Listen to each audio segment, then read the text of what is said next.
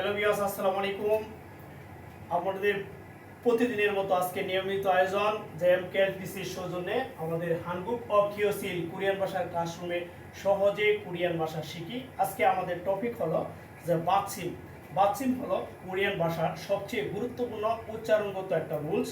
আমরা কোরিয়ান ভাষার শুদ্ধভাবে কিভাবে রিডিং পড়তে সক্ষম হব, আমরা বাতসিম যদি ইনশাআল্লাহ ভালোভাবে জানি এবং ভালোভাবে যদি শিখতে পারি, তাহলে আমরা যে বাতসিম আয়ত্ত করার মাধ্যমে আমরা মাত্র 3 দিনের মাঝে কোরিয়ান ভাষা রিডিং পড়তে সক্ষম হব ইনশাল্লাহ। আজকে আমরা আলোচনা করব যে বাতসিম। কোরিয়ান ভাষা বাতসিম হলো যে স্বরবর্ণ এবং ব্যঞ্জনবর্ণ সমন্বয় করার সময় যে ব্যঞ্জনবর্ণ কোন শব্দের নিচে বসে তাকে বাতসিম বলে। আর এই বাতসিম দুই প্রকার, একটা হলো একক বাতসিম আর হলো জোড়া বাতসিম। আর আমরা আজকে পড়ব যে একক বাতসিম সম্পর্কে আমরা বলবো। বাতসিম সম্পর্কে আরো গুরুত্বপূর্ণ দুটি কথা, যে বাতসিম স্বরবর্ণ কখনো বাতসিম হিসেবে বসে না। আমি আগেই বলেছি যে ব্যঞ্জনবর্ণ কোন শব্দের নিচে বসে তাকে বাতসিম বলে। স্বরবর্ণ কখনো বাতসিম হিসেবে বসে না, তাহলে ব্যঞ্জনবর্ণ সর্বদাই বাতসিম হিসেবে বসে।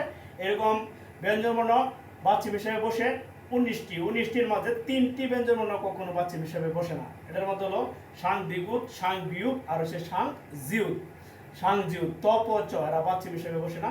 তাহলে বাতসিম হিসেবে বসে 16টি ব্যঞ্জনবর্ণের বাতসিম উচ্চারণ এর তালিকা, আমরা সহজ একটা তালিকা ইনশাআল্লাহ এখানে প্রকাশ করেছি, যা আমরা এখন আপনাদেরকে ইনশাআল্লাহ সরাসরি দেখিয়ে দেব উদাহরণ সহ। প্রথম হলো কমিক নং, তারপর হচ্ছে কোরিয়ান বর্ণ বাতসিম উচ্চারণ, তারপরে হলো বাংলা উচ্চারণ আর হচ্ছে উদাহরণ। সবার আগে আমরা যাই যে প্রথমে 1 নম্বর হচ্ছে গিউক। এই গিউকের শেষে উচ্চারণ হলো ক, শেষে ক উচ্চারিত হয় এরকম বর্ণ হলো 3টি, এরকম ব্যঞ্জনবর্ণ হলো 3টি। 1 নম্বর হলো যে গিউক, তারপর সে সাং গিউক আর খিউক। গিউক, সাং গিউক, খিউক, এরা সবার শেষের উচ্চারণ হলো ক। অর্থাৎ এই 3টি বর্ণ কোন শব্দের নিচে যদি বসে তাহলে তার উচ্চারণ হবে ক। উদাহরণ হিসাবে আমরা এখানে দিয়েছি মাখ, তারপর হচ্ছে কি শাক, তারপরে দিয়েছি কি এটা কি সু অপ, তাহলে সু অপ আমরা উদাহরণ হিসেবে দিয়েছি। নাম্বার 2 নিউন। নিউন বাতসিমের নিয়ম হলো নিউন, নিউনের শেষে উচ্চারণ হচ্ছে দন্তান্ন। উনি একক বর্ণ, তার কোনো শেয়ার নেই, তাহলে নিউন যদি কোনো শব্দের নিচে বসে তাহলে তার বাতসিম উচ্চারণ হবে ন। তাহলে সান, সান হচ্ছে পাহাড়, মান 10,000, নুন চুক বা তুষার, এটা হচ্ছে এক্সাম্পল। তারপরে মিউম। মিউম যদি কোন শব্দের নিচে বসে, মিউম এটা একক বর্ণ, মিউম যদি কোন শব্দের নিচে বসে তাহলে তার উচ্চারণ ময়ের মধ্যে হবে। যেমন সাম, সাম 3, বাম ব্রাত, বামত্ব রাত, ভূমত্ব বসন্ত, এই যে উদাহরণ। অর্থাৎ মিউম কোন শব্দের নিচে বসলে তার উচ্চারণ ময়ের মতোই হবে। এবার আসেন নাম্বার 4 দ্বিগুত। এটা হলো কি দ্বিগুত। দ্বিগুত যদি ত যদি কোনো শব্দের নিচে বসে তাহলে তার উচ্চারণ হবে ত, তাহলে সে দ্বিগুত শেষে উচ্চারণ হলো ত। এরকম শেষে ত উচ্চারিত হয় এরকম বর্ণ হলো 60টি। তাহলে কি কি 60টি? দ্বিগুত, জিউত, সিউত, সিউত, সাংশিউত, হিউত, থিউত, এরা যদি কোনো শব্দের নিচে বসে, অর্থাৎ এই 60টি যদি কোনো শব্দের নিচে বসে, এই 60টি যদি কোনো শব্দের নিচে বসে তাহলে তার উচ্চারণ হবে তয়ের মতো, তাহলে তয়ের মতো উচ্চারণ হবে। যেমন উদাহরণ হিসেবে আদ, মাদ, তারপরে সোয়াদ, এরকম সুআদ, তারপরে হচ্ছে কি ইদ্দা, ইদ্দা থাকা বা আছে, অব, এটা হচ্ছে কি অদ, এই যে অদ, এখানে যদি অ, তারপরে যদিও সিউত হচ্ছে তাহলে উচ্চারণ হবে তয়ের মতো অদ। অর্থাৎ এই 60টি ব্যঞ্জনবর্ণ কোনো শব্দের নিচে বসলে তার উচ্চারণ হবে তয়ের মতো। এই 60টি ব্যঞ্জনবর্ণ কোনো শব্দের নিচে বসলে তার উচ্চারণ হবে তয়ের মতো। অর্থাৎ এই 60টি ব্যঞ্জনবর্ণের শেষের উচ্চারণ ত, এরা যদি কোনো শব্দের নিচে বসে তাহলে উচ্চারণ হবে ত। আর এটার এক্সাম্পল হিসেবে আমরা এখানে দেখে দিয়েছি ইনশাআল্লাহ।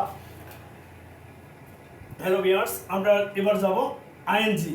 যেমন কি ইয়ং, ইয়ং এর শেষে হচ্ছে আইএনজি। আইএনজি যদি কোনো শব্দের শেষে বসে, কোনো শব্দের নিচে যদি ইয়ং বসে তাহলে আইএনজি সাউন্ড আসবে। যেমন কি ভাং, ভাং অর্থ ক, পাং অর্থ রুটি, এরকম তাং অর্থ কি তাং মাটি, এরকম সাং, সাং অর্থ জোড়া। অর্থাৎ যদি কোনো শব্দের নিচে বসে তাহলে আইএনজি সাউন্ড আসবে। এবার আসি রিউল। রিউলের শেষ উচ্চারণ র, সে একক বর্ণ র। এই র যদি কোনো শব্দের নিচে বসে তাহলে তার বাতসিম উচ্চারণ হবে। তার বাতসিম উচ্চারণ কিসের মতো হবে? তাহলে কিসের মতো হবে? লয়ের মতো হবে। যেমন শাল, শাল বয়সের বছর, মাল বাসা বা ঘোড়া, তারপরে কি ঝাল ভালো, এরকম আরেকটি শব্দ নাম্বার 7 আমি বলেছিলাম যে 16টি ব্যঞ্জন বর্ণের বাচ্চিম উচ্চারণ 7 রকমের। এই যে 16টি ব্যঞ্জন বর্ণের বাচ্চিম উচ্চারণ 7 রকমের আমি দেখাই দেবো ইনশাআল্লাহ। 7 নম্বর হচ্ছে কি বিয়োগ, বিয়োগের শেষ হচ্ছে প, শেষে প উচ্চারিত হয় এরকম বর্ণ হলো দুইটি, হচ্ছে বিয়োগ আর হচ্ছে ফিউগ, ব আর হচ্ছে প। এরা যদি কোনো শব্দের নিচে বসে তাহলে উচ্চারণ হবে প এর মতো।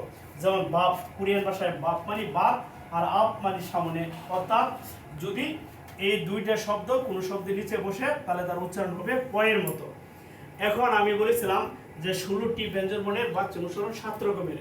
এবার দেখা যাক যে 16টি হয়েছে কিনা। 1 2 3 4 5 6 7 8 9 10 11 12 13 14 15 16। এবার হলো আমরা আজকে যে পড়লাম এটা হচ্ছে একক বাচ্চিম, অর্থাৎ আমি আপনাদেরকে বাচ্চিম পড়াতে চাচ্ছিলাম। এই যে বাচ্চিম, এই যে বর্ণটা এটাই বাচ্চিম। যেমন কি, যেমন পাং, পয়কার পা নিষ্কার পাং, এই পাং এটা বাচ্চিম। বাচ্চিম হলো কোনো শব্দের নিচে যদি বসে এটা বাচ্চিম। এই যে মিয়ম বাচ্চিম, নিয়ম বাচ্চিম, গিউ বাচ্চিম, এরকম সিউদ বাচ্চিম, সাং সিউদ বাচ্চিম, এরকম ফিউ বাচ্চিম। অর্থাৎ আমরা বাচ্চিমের যে ওই সহজ যে পদ্ধতির মাধ্যমে আমরা যদি এই তালিকাটা শিখি তাহলে একক বাচ্চিম সম্পর্কে আমাদের ইনশাআল্লাহ যে আজকের এই ক্লাসটা যদি আমরা মনোযোগ সহকারে ইনশাআল্লাহ আমরা শেষ করি এবং আপনারা যদি এটা নোট ডাউন করেন তাহলে আশা করি আমরা যে কোরিয়ান ভাষার যে একক বাচ্চিম যে বর্ণগুলো এগুলো আমাদের উচ্চারণ করতে সক্ষম হব।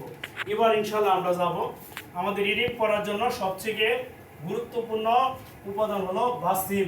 এই বাচ্চিম যদি আমরা ভালোভাবে জানি ইনশাআল্লাহ আমরা কোরিয়ান ভাষার গ্রামার উচ্চারণ সম্পর্কে আমরা সঠিকভাবে ইনশাআল্লাহ পড়তে এবং লিখিতে সক্ষম হব ইনশাআল্লাহ।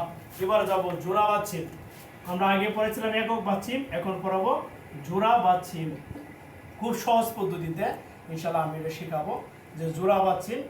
আমি জানি যে স্বরবর্ণ এবং ব্যঞ্জনবর্ণ সমন্বয় করার সময় দুইটি ব্যঞ্জনবর্ণ যদি কোনো শব্দের নিচে একসাথে বসে তাহলে তাকে জোড়া বাচ্চিম বলে। অর্থাৎ দুইটা ব্যঞ্জনবর্ণ একসাথে বসবে, যেহেতু স্বরবর্ণ বাচ্চিম হিসেবে বসবে না, তাহলে দুইটি ব্যঞ্জনবর্ণ একসাথে যদি কোনো শব্দের নিচে বসে তাহলে সেটা বাচ্চিম।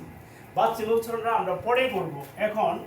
এখন দেখেন সহজ একটা পদ্ধতি, রিউল গিউ, রিউল মিউম, রিউল ফিউ, রিউল ফিউ, রিউল গিউ, রিউল মিউম, রিউল ফিউ। আমি জোড়া বাচ্চিম বলেছি দুইটি ব্যঞ্জনবর্ণ কোনো শব্দের নিচে একসাথে স্বরবর্ণ এবং ব্যঞ্জনবর্ণ সমন্বয় করার সময় দুইটি ব্যঞ্জনবর্ণ কোনো শব্দের নিচে একসাথে বসলে তাহলে তাকে জোড়া বাচ্চিম বলে। এই জোড়া বাচ্চিমের কিছু সহজ এবং পদ্ধতি হলো যে রিউল গিউ, রিউল মিউ আর রিউল ফিউ। এই তিনটি ব্যঞ্জনবর্ণ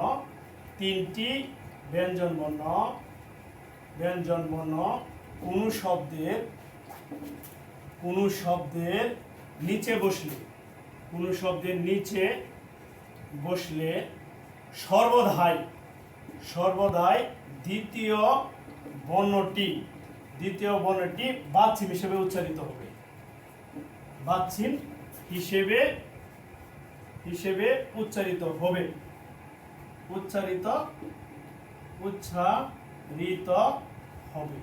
কি বলেছি? রিউল গিউ, রিউল মিউ আর রিউল ফিউ। এই তিনটি ব্যঞ্জনবর্ণ কোনো শব্দের নিচে বসলে দ্বিতীয় বর্ণটি বাচ্চিম হিসেবে উচ্চারিত হবে। যেমন ইকদা, এই যে ইক দয়াকাদ্দা, ইকদা, তাহলে রসই ক দয়াকাদ্দা, আমরা এই ক্ষেত্রে উচ্চারণ করেছি এই বর্ণটা ইকদা। ইকদা হচ্ছে পড়া, ইকদা এই বর্ণটা ইকদা। এক্সাম্পল হিসেবে দিয়েছিলাম, যেমন হচ্ছে কি দা, এটা হবে কি উমদা, উ ম দয়াকাদ্দা, উমদা। এটা যদি আমরা এরকম ভাবে বলি, হচ্ছে সু আ, তারপরে হচ্ছে রিউল ফিউ, এটা যদি বসে তাহলে এখানে যদি এইভাবে হয়, তাহলে এই ক্ষেত্রে আমাদের কোন বর্ণটা উচ্চারণ হবে? তাহলে এই ক্ষেত্রেও আমাদের সুয়া, তাহলে হচ্ছে কি সু আ, এই যে সু আ পরে প, এখানে কি হবে? প উচ্চারণ হবে। কেন প উচ্চারণ হবে? আমি বলেছিলাম ভিউ আর ভিউকে শেষ উচ্চারণ হচ্ছে প। দ্বিতীয় বর্ণটি বাচ্চিম হিসেবে তাহলে সু আপ, পরে এখানে হচ্ছে দু, সু আপ দুধ, পরে সাত, দ্বন্দ্বের সাত ও সাত, তাহলে এই উচ্চারণ হবে সু আপ দুয়াত, দুধ, সু আপ দুধ সাত, সুপ দা, এটা হচ্ছে কি সু আপ, পরে হচ্ছে দুধ সাত, এই উচ্চারণটা হবে। এখানে আমরা রিউল গিউক এবং রিউল মিউম, রিউল গিউক, রিউল মিউম এবং রিউল ফিউক, এই তিনটি বর্ণ যদি কোনো শব্দের নিচে একত্রে বাচ্চিম হিসেবে বসে, তাহলে দ্বিতীয় বর্ণটি সর্বদাই বাচ্চিম হিসেবে বসবে। আর বাকি সব জোড়া বাচ্চিমের ক্ষেত্রে, বাকি সব জোড়া বাচ্চিমের ক্ষেত্রে, বাকি সব জোড়া বাচ্চিমের ক্ষেত্রে প্রথম বর্ণটি উচ্চারিত হবে, প্রথম বর্ণটি উচ্চারিত হবে। তাহলে আমি কি বলেছি? রিউল গিউক, রিউল মিউম আর রিউল ফিউক, এই তিনটি ব্যঞ্জনবর্ণ যদি কোনো শব্দের নিচে বাচ্চিম হিসেবে বসে, সর্বদাই দ্বিতীয় বর্ণটি বাচ্চিম হিসেবে উচ্চারিত হবে। আর বাকি সব জোড়া বাচ্চিমের ক্ষেত্রে, প্রথম বর্ণটি বাচ্চিম হিসেবে উচ্চারিত হবে। তাহলে আমি জোড়া বাচ্চিমের ক্ষেত্রে এই তিনটি যদি আমি মুখস্থ রাখি ইনশাআল্লাহ, তাহলে আমাদের রিডিং পড়তে সমস্যা হবে না আশা করি ইনশাআল্লাহ, এবং লিসেনিং শুনতেও আমাদের কোনো সমস্যা হবে না আশা করি ইনশাআল্লাহ। আমরা সবাই যে সহজে কোরিয়ান ভাষা শিখি, MKLTC আপনাদেরকে সর্বদাই ইনশাআল্লাহ সহযোগিতা করে আসছে।